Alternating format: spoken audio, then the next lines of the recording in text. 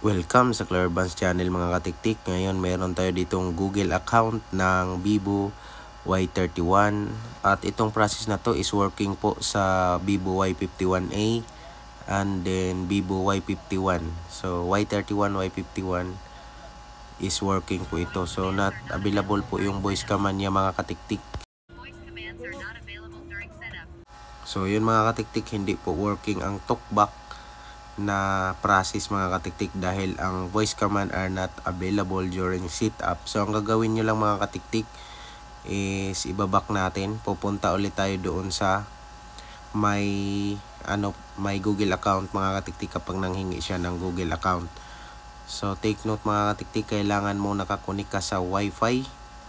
Yan, babalik tayo dito sa pinapakita ko kanina, yung pinakauna. So naka-talkback po ito mga katiktik.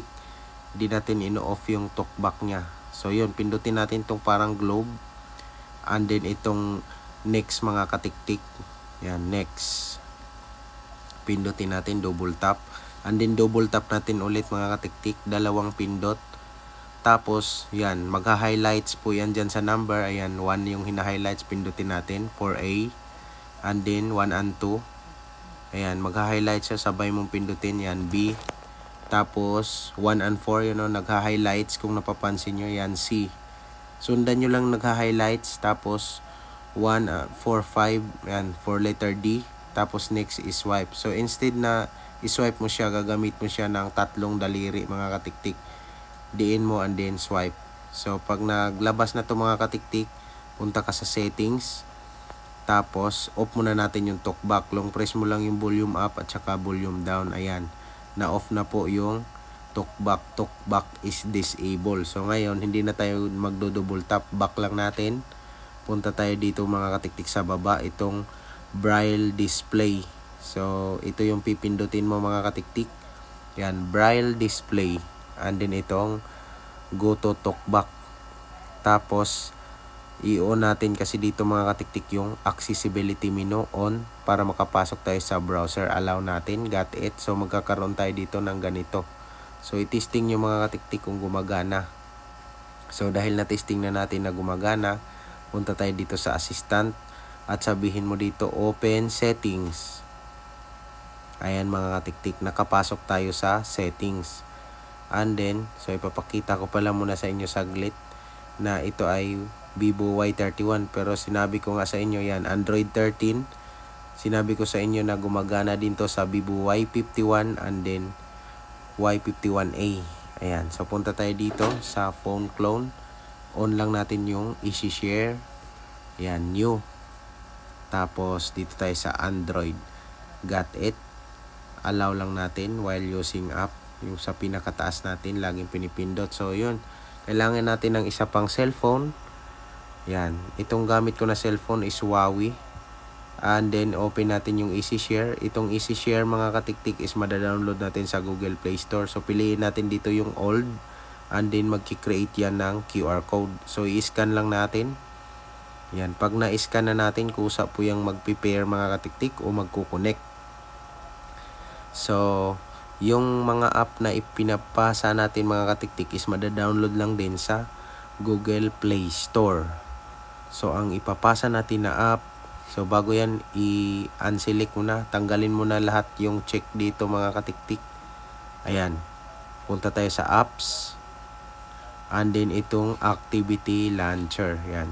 Yan po yung ipapasa natin mga katiktik. Yan, activity launcher. Okay natin, start. Ayan, so napakabilis niya mag-transfer mga katiktik. So ang activity launcher is madadownload lang din sa Google Play Store. I-type mo lang activity launcher and then install. So punta tayo dito sa parang orasan, apps. So bago natin i-open to mga katiktik, i-on natin yung Easy Touch. So on natin yung Easy Touch mga katiktik bago natin i-open yan. Para pag nagka-aberya, hindi tayo mamumroblema, ma-access agad natin yung activity launcher. So balik tayo dito. Google Assistant, open settings. So yun lang yung sasabihin mo mga katiktik at papasok na yun dito sa settings. Ayan, so punta tayo dito sa shortcuts and accessibility, yan, easy touch, and then open natin. So magkakaroon tayo dito ng easy touch, yan.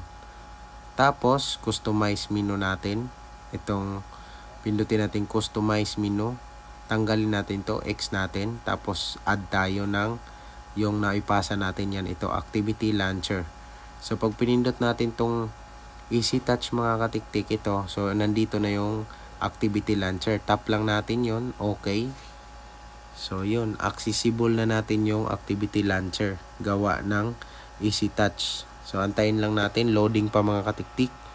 Naway huwag niyong kalimutan i-like ang video na to, at syempre mag-subscribe ka na rin kung bago ka lang dito sa channel ko. So Android setup, at ito mga katiktik yung walang sign na setting, yan. So start lang natin.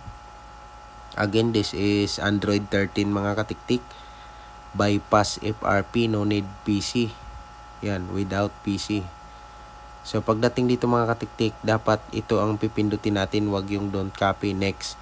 So pag nakita nyo no cable, itong no cable, pindutin copy without cable. Next natin. Yan. So antayin lang natin mga katiktik, yan, next. Next lang natin ulit. Next. Hanggang sa makarating tayo dito. So pag nakarating, gagamitin ulit natin tong isang cellphone natin na tinabi kanina. So pupunta lang tayo dito sa Google. So halos lahat ng cellphone mga katiktik meron namang Google yan. Yan, ito Google. So kung wala pa, i-download mo na lang din sa Play Store kung wala kang Google. So make sure mga katiktik nakakonect kayo sa Wi-Fi nyo or may data yung cellphone nyo. So pag punta nyo sa Google, ang gagawin nyo lang is itap tong mic at sabihin mo set up my device. At yun mga katiktik, kusa na po yung maganyan. Get started. Next mo na lang search for device. So antayin mo na makita niya sa kabila mga katiktik yung device natin na isi-set up. Yan, connecting, and then ni-next mo na lang siya mga katiktik. Next. Yan, and then copy. So ang ginagawa nito mga katiktik, kinakopy niya yung Google account natin dito sa luma na phone, kakopy niya dito sa bagong phone, yung ating Y31. So kailangan natin ma-enter yung Google account, ay yung password lang pala, kasi yung Google account na copy niya. Ayan po yung Google account na nakopy niya dito sa kabila. So kailangan lang natin i-type ang password. So make sure naman na yung nilagin mo doon sa kabila, syempre alam mo naman yung password noon. Yan, na-type na natin yung password, pindutin mo na lang yung next at maghintay ng ilang seconds mga katiktik para ma-copy na niya ng tuluyan ng ating Google account dito sa luma. So yun mga katiktik, continue setup on your V2036. So yun po yung model ng ating binabypass na Vivo mga katiktik, Y31. So again, paalala, working sa Y51A. So pindutin mo dito don't copy. Ayan din, next. Hintay-hintay lang tayo mga katiktik. Ayan, accept. Tapos skip. Skip. And then yan, accept. Tapos skip. Yan, skip. Accept. Tapos skip. Skip, skip. So halos lahat yan mga katiktik is ini-skip lang. Ayan, so kusang babalik yan. So again, start lang natin. Ayan, normal lang po yan mga katiktik na bumabalik dun sa start, sa pinakauna. And then dito, don't copy na ang pipiliin natin. So ito na yung para sa setup. So yun, account added, yung na-type natin kanina. So account added na siya. Yan. So ito yung final na setup niya mga katiktik. Next mo na lang and then skip hanggang makarating tayo sa ating home screen. So pasundan na lang mga katiktik, at naway may nakuha kayong idea dito. Huwag naman sanang kalimutan mag-like at syempre mag-subscribe ka naman dyan kung isa ka sa natulungan ko mga katiktik, at pasabi naman kung nakarating ka hanggang dito sa dulo mga katiktik. Maraming salamat at hanggang sa susunod ko na video tutorial. So tatanggalin lang natin yung easy touch at saka yung accessibility menu pala mga katiktik. So again, maraming salamat at hanggang sa susunod mga katiktik. This is Claire Vance and this is your katiktik. Bye-bye!